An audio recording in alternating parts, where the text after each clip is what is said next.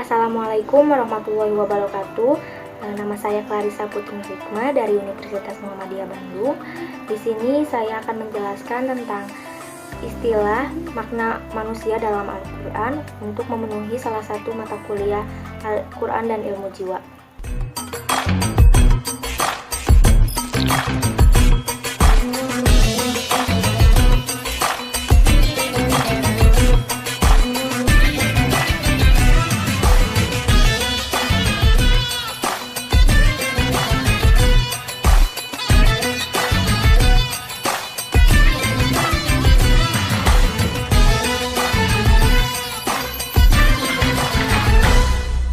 Yang pertama ada Al-Bashar. Al-Bashar secara bahasa yaitu fisik manusia. Menurut Quraisy Shihab, Al-Bashar adalah kulit yang nampak, berbeda dengan kulit binatang yang ditutupi oleh bulu-bulu atau sisik yang melindunginya.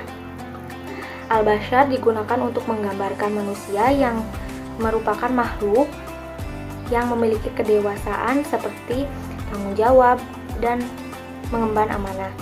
Dijelaskan dalam surat Ar-Rum ayat 20, manusia atau Bashar memiliki tugas sebagai khalifah. Nabi juga merupakan Bashar karena secara fisik biologis sama dengan manusia pada umumnya, juga memiliki kebutuhan makan, minum, dan memiliki keturunan. Makna dari Al-Bashar adalah sisi fisik dari manusia yang secara biologis memiliki kesamaan antara seluruh umat manusia. Jadi Al-Bashar ini merupakan proses penciptaan manusia dari tanah sehingga iblis tidak mau sujud kepadanya. Al-Bashar digunakan untuk menjelaskan manusia itu sebagai manusia pada umumnya. Manusia pada umumnya dalam sehari-hari tergantung pada kodrat alamiahnya seperti makan dan minum yang nantinya akan tumbuh dan berkembang sampai akhirnya mati. Yang kedua ada Al-Insan. Al-Insan diartikan sebagai harmonis, lemah lembut, tampak, atau lupa. Insan terambil dari kata uns, nasiyah yang berarti lupa, atau nasayansu yang berarti bergoncang.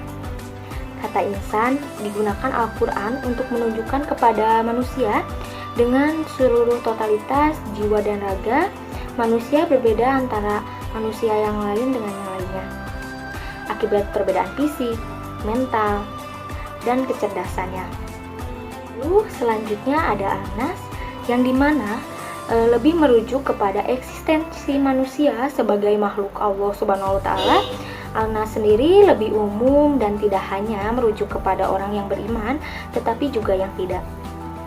Al-Nas dipakai untuk menyatakan sekelompok atau orang atau masyarakat yang mempunyai berbagai kegiatan untuk mengembangkan kehidupannya. Lebih bersifat umum, lebih ke penekanan makna menunjukkan bahwa manusia adalah makhluk sosial. Yang selanjutnya ada Unas. Sebenarnya Unas itu kata jama dari insan yang menunjukkan sifat yang dimana membicarakan pada jiwanya. Unas membicarakan sebuah kelompok, makhluk, religius, sosial, moral, yang menunjukkan tentang sifat yang dimana jiwanya. Unas adalah kepala suku yang memberi contoh kepada anggotanya.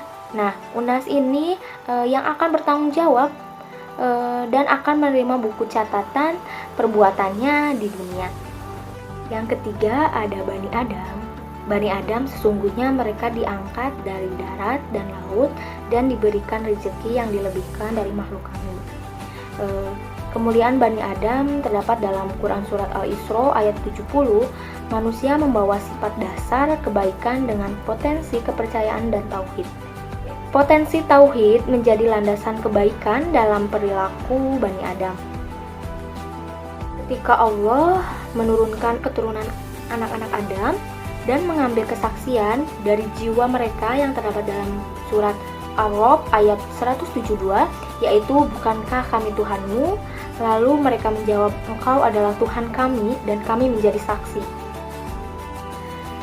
Jadi Makna manusia dalam Al-Quran seperti dengan istilah al-bashar, al-insan, an-nas, Bani Adam mencerminkan karakter kesempurnaan penciptaan Allah kepada manusia yaitu secara biologis dan psikologis. Yang keempat ada an-nafs. An-nafs tentang jiwa yang merupakan sesuatu yang gaib atau tidak dapat dirujuk secara ilmiah, hanya terdapat dalam Al-Quran dan hadis. Menurut Aristoteles, jiwa dibagi menjadi dua, rasional dan irasional.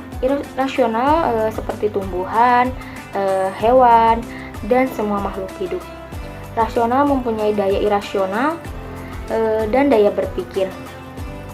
Ibnu Sina mengemukakan jiwa menjadi tiga, yaitu jiwa hawaniah, jiwa nabatiyah, dan jiwa insaniyah. Dari beberapa sufi an-nafs adalah dimensi manusia antara ruh dan raga. Ruh membawa cahaya, di mana dalam tasawuf membawa diri menjadi lebih baik itu harus mengosongkan diri kita dengan tiga konsep, yaitu tahali wazali.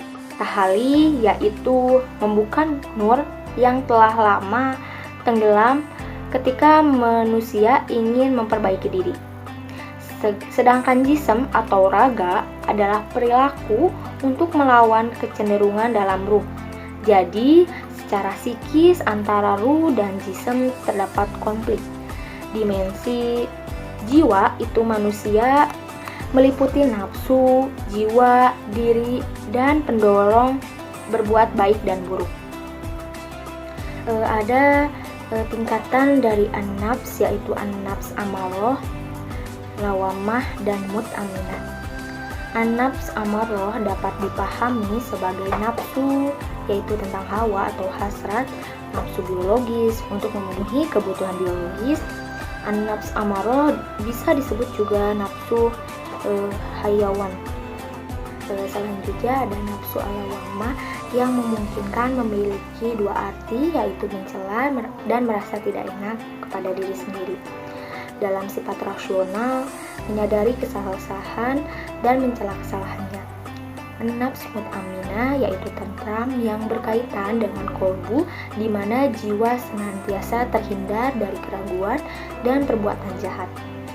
Mut'aminah ini bisa dihubungkan dengan perbuatan-perbuatan baik yang dapat menenteramkan, yang dimana dihubungkan dengan berbuat baik. Dari hasil perbuatan baik itu menjadi tentram, memberi ketenangan, dan tidak adanya beban psikologis yang mengganggu jiwa seseorang. Begitu saja videonya atau penjelasannya. Wassalamualaikum warahmatullahi wabarakatuh.